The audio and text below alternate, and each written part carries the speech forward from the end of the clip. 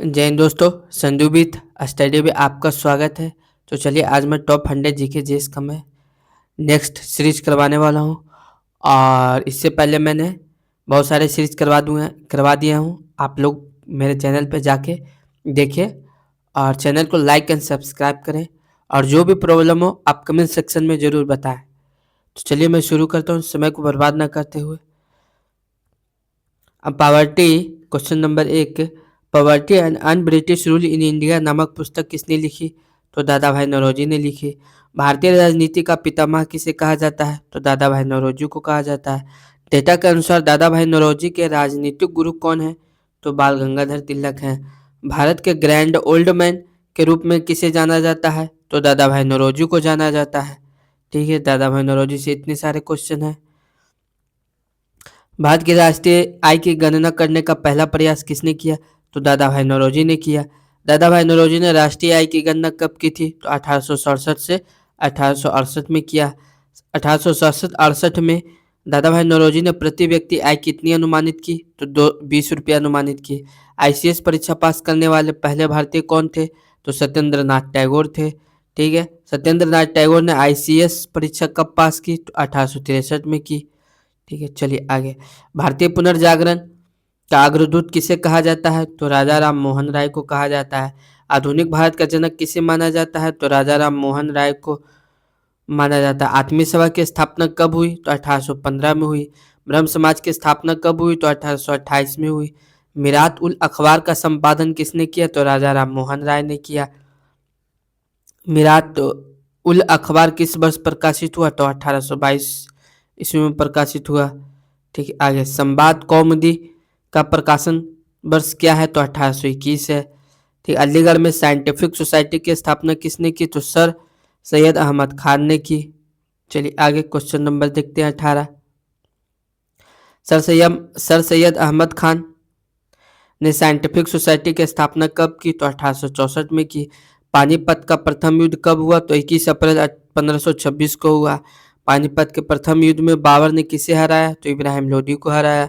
बाबर का जन्म कब हुआ था? तो 1483 ईस्वी में हुआ था। बाबर का जन्म कहाँ हुआ था? तो फरगना में हुआ था। बाबर के पिता का नाम क्या था? तो उमर शेख मिर्जा था। पानीपत के प्रथम युद्ध में बाबर ने किस युद्ध नीति का प्रयोग किया?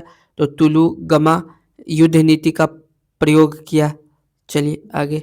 बाबर ने युद्ध में किस हथियार का विशेष प्रयोग किया? तो तोपखाने का प्रयोग किया। खानवा का युद्ध किनके बीच हुआ? तो बाबर व राणा सांगा के बीच हुआ। खानवा के युद्ध में किसकी हार हुई? तो राणा सांगा की हार हुई। चंदेरी का युद्ध कब हुआ? तो 1528 में हुआ। चंदेरी के युद्ध में बाबर ने किसने हराया? तो मेदिनी राय को हराया। घाघरा का युद्ध कब हुआ? तो 1529 ईस्वी में हुआ। घाघरा का युद्ध किनके बीच लड़ा गया? तो बाबर और बंगाल तथा बिहार के संयुक्त सेना के बीच लड़ा गया। बाबर ने अपनी आत्मकथा किस नाम से लिखी? तो तुजू के बाबरी के नाम से लिखी। चलिए आगे। तुजू के बाबरी किस भाषा में लिखी गई? तो तुर्की भाषा में लिखी गई। तुजू के बाबरी का फारसी अनुवाद किसने किया? तो अब्दुल रहीम खान खाना ने किया। तुजू के बाबरी का फारसी अनुवाद किस नाम से जाना जाता है? तो यह बाबरनामा के नाम से जाना जाता है। मुंबईयान नामक पदशैली का जन्मदाता किसे माना जाता है? तो बाबर को माना जाता है। बाबर की मृत्यु कब हुई? तो 1530 ईस्वी में हुई। बाबर की मृत्यु कहाँ हुई? तो आगरा में हुई। चलिए आगे। बाबर बाबर का उत्तराधिकारी कौन हुआ? तो हुमायूं हुआ। अब हुमायूं और शेरशाह के बारे में पढ़ लेते, छोटा सा टॉपिक। हुमायूं गद्दी पर कब बैठा? तो 1530 ईस्वी में बैठा। दिल्ली में दीनपनाह नामक नगर की स्थापना किसने की? तो हुमायूं ने की।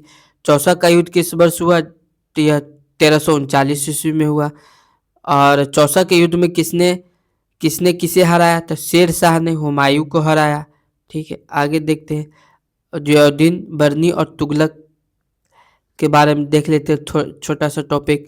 जियाउद्दीन बरनी ने अपने वृत्तांत का पहला संस्करण कब लिखा? तो 1356 ईस्वी में लिखा। जियाउद्दीन बरनी किस शताब्दी के प्रसिद्ध इतिहासकार थे? तो 14वीं शताब्दी के प्रसिद्ध इतिहासकार थे। जियाउद्दीन बरनी का जन्म कब हुआ था? तो 1285 ईस्वी में हुआ था। जियाउद्दीन बरनी का जन्म कहाँ हुआ था? तो बरन यानी बुलंदशहर में हुआ था। तारीख ए फिरोज शाही किसकी कृति है? तो जियाउद्दीन बरनी की है। चलिए आगे। फतवा ए जहांदारी के लेखक कौन है? तो जियाउद्दीन बर्नी है। जियाउद्दीन बर्नी किसके दरबारी कवि थे? तो फिरोज शाह तुगलक के थे। फिरोज शाह तुगलक ने दिल्ली सल्तनत पर कब से कब तक शासन किया?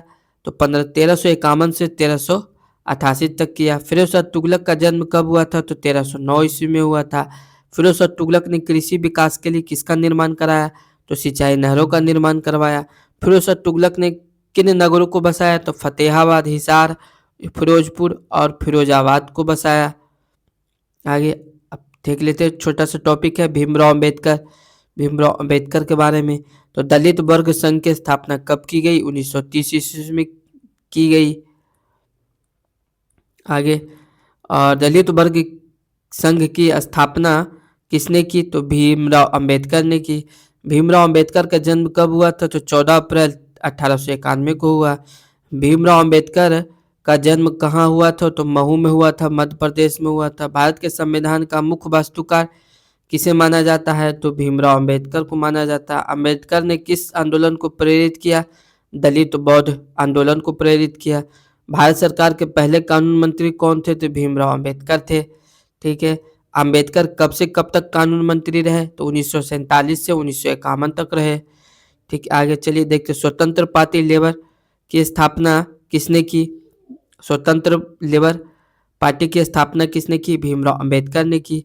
स्वतंत्र लेबर पार्टी की स्थापना कब हुई? 1936 में हुई। अंबेडकर संविधान मसौदा समिति के अध्यक्ष कब नियुक्त हुए? तो 29 अगस्त 1947 को हुए।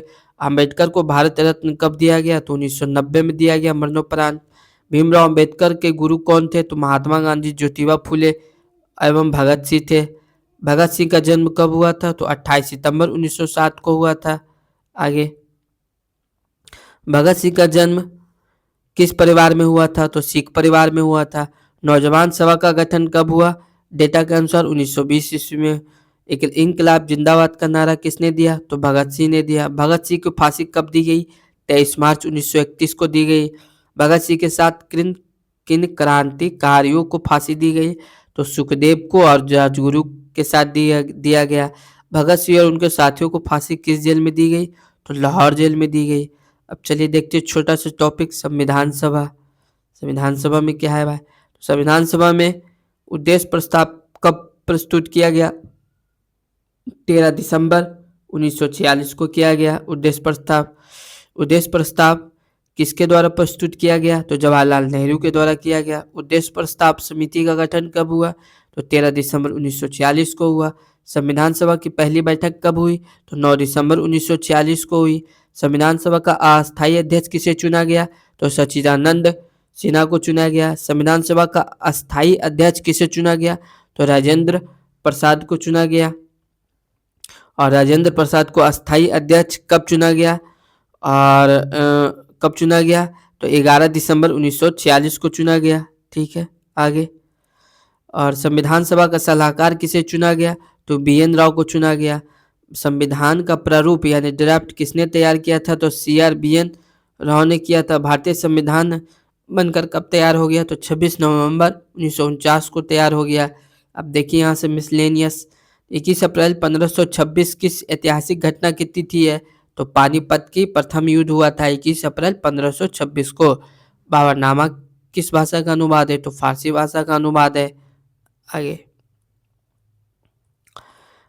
मिरात उल अखबार संवाद कॉमेडी का संबंध किससे है? तो राजा राम मोहन राय से। 1828 में राजा राम मोहन राय ने किसकी स्थापना की? तो ब्रह्म समाज की। 1815 में राजा राम मोहन राय ने किसकी स्थापना की? तो आत्मीय सभा की। अलीगढ़ में 1864 में क्या स्थापित हुआ? तो साइंटिफिक सोसाइटी स्थापित हुआ।